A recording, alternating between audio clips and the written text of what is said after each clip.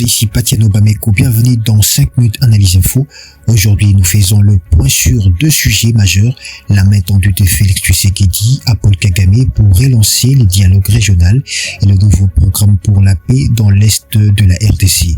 En seconde partie, nous analyserons le propos très commenté du président burkinabé Ibrahim Traoré. Bientôt, vous verrez un albinos noir. Une phrase qui intrigue et bouscule les politiques africaines. Le président Félix Tshisekedi a surpris de nombreux observateurs à lancer un appel direct à son homologue rwandais, Paul Kagame. Objectif, tenter de mettre fin à des années de tensions autour du conflit du M23 et de la situation dans l'est de la RDC.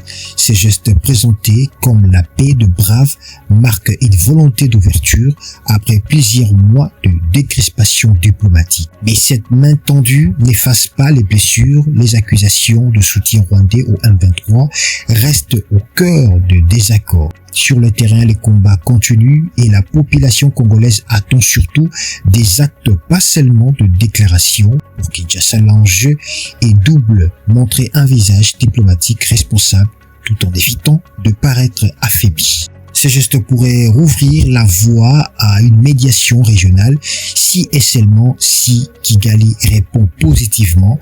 D'ici là, la paix de Brave reste une promesse suspendue.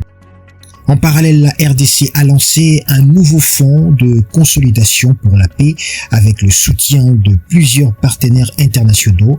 Ces programmes visent à restaurer la cohésion sociale dans les provinces de l'Est, notamment l'Ituri et les Kivu, où des communautés vivent depuis trop longtemps dans la méfiance et la violence. L'objectif, afficher soutenir les initiatives locales, reconstruire les infrastructures et redonner de perspectives économiques aux jeunes exposés à la pauvreté ou aux groupes armés. C'est une ambition forte, mais les vrais défis restent la transparence dans la gestion de fonds. Car les Congolais le savent, la paix ne se décrète pas, elle s'est construite par la confiance, l'écoute et la justice.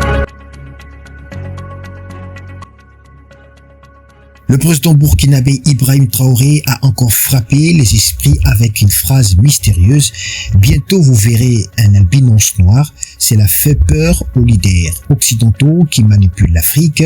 Derrière cette formule, un message politique fort. L'albinos noir n'existait pas au sens biologique, mais symboliquement, il représente une contradiction assumée.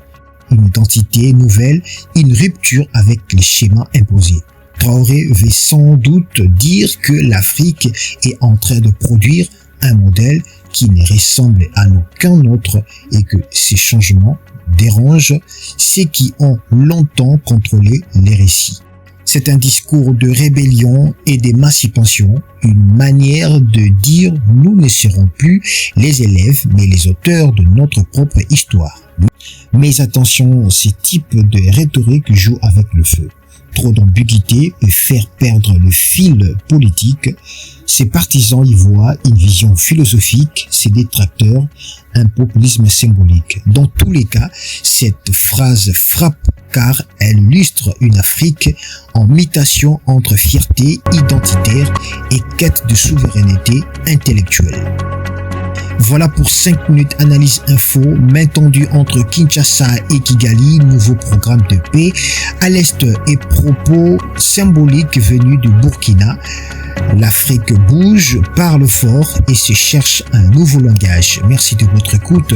Je suis Patiano Bameko et je vous retrouve très bientôt pour un nouvel épisode d'analyse et de vérité.